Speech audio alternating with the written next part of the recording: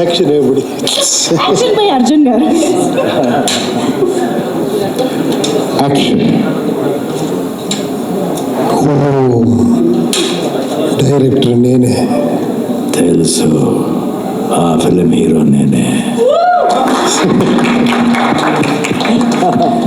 Wow, such a lovely combination this is. So sensational combination. In fact, very very happy to see you both together, sir.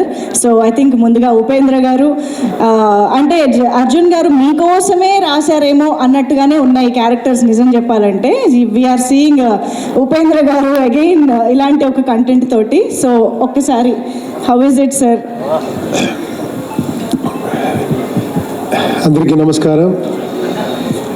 First చెప్పాలంటే నేను ఒక మైసూర్లో షూటింగ్లో ఉండే టైంలో మన అర్జున్ గారు కలిసి ఒక సబ్జెక్ట్ చెప్పాలని ఒక స్టార్ట్ చేశారు. నేను ఒక ఫస్ట్ టైం డైరెక్టర్ ఇలా యాక్ట్ చేసి చూపిస్తున్నారు. నాకు మ్యూజిక్ డైరెక్టర్గా లెజెండ్, అంత పెద్ద హిట్స్ మోర్ దెన్ 100 ఫిల్మ్స్ ఇచ్చేశారు. బట్ స్టోరీ చెప్పే టైంలో యాక్ట్ చేస్తున్నారు. ఏంటి ఇంత యాక్టింగ్ సూపర్గా ఉంది. ఇది యాక్టింగే చూసుకొని నా క్యారెక్టర్ని చూసి ఇలా వస్తుందని ఒక పాపలాగా చూసేకో అలాగే ఉన్నారు. అలా చెప్పారు. తర్వాత ఇది ఎలా కన్వే చేస్తారంటే ప్రొడ్యూసర్కి ఒక ఫిలింని ఒక అనిమేషన్లో చేసి చూపించి దాన్ని ఎడిట్ చేసి డబ్బింగ్ చేసి రీరికార్డింగ్ చేసి ఫైనల్ థియేటర్లో చూపించి ఫిలిం స్టార్ట్ చేశారు. ఇది first of it's kind. Kannada ఇండస్ట్రీలో ఫస్ట్ టైం, నాకు తెలియదు వేరే ఇండస్ట్రీలో ఎవరు ఇలా చేయలేదు. ఫస్ట్ ఫిలిం దాన్ని అంత రెఫర్ చేసి ప్లాన్ చేసి ఫ్యామిలీకి చూపించి ఫిలిం స్టార్ట్ చేశారు. అది ప్రొడ్యూసర్గా అది ఫస్ట్ టైం.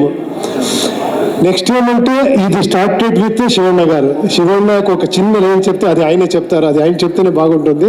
బట్ ఫిలిం చూస్తే నేను ఇంతవరకు ఎక్కడ చూడలేదు అలాంటి ఒక శివಣ್ణ పర్ఫార్మెన్సు అన్నీ టోటల్ గెటప్స్ అన్నీ. తర్వాత నాకు చెప్తారు ఏమో స్క్రీన్ ప్లే అది ఇది అని. ఈ ఫిలిం మీరు చూడాలి.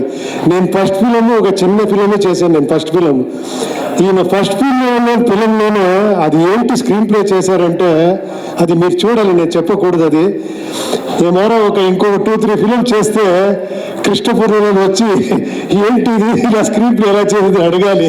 అదేంటో అంత screen play technique.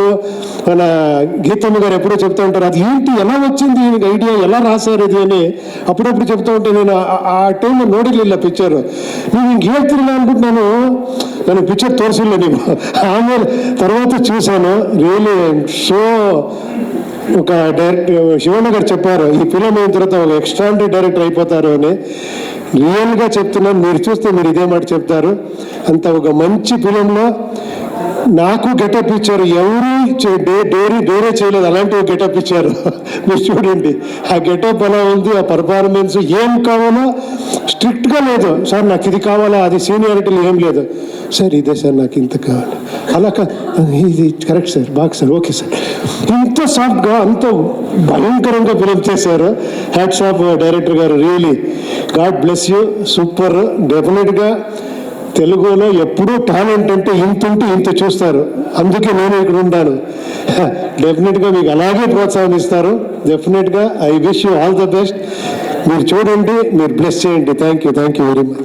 Thank you sir. Thank you very much. సినిమాలో కాన్సెప్ట్ మేము Jan 1st చూసి ఎంజాయ్ చేస్తాం సార్. బట్ ఈరోజు ఈ స్టేజ్ సందర్భంగా ఒక 45 డేస్లో ఏదైనా మార్చుకోవాలి అని అంటే ఏం మార్చుకోవాలని చెప్తారు ఆడియన్స్కి? ఏం చెప్పేది ఉపేంద్ర గారు మనం ఇలాంటి డైరెక్టర్స్ వచ్చేస్తే ఫిలిం చూసే విధానమే మార్చుకోవాలి. రియల్గా ఏమంటే మనం అందరూ ఒక మసాలా ఫిలము జాలీ ఫిలము అలా ఒక మైండ్లెస్ ఫిలింకి చాలా ఈజీగా ఇదైపోతాం ఎమోషనల్గా.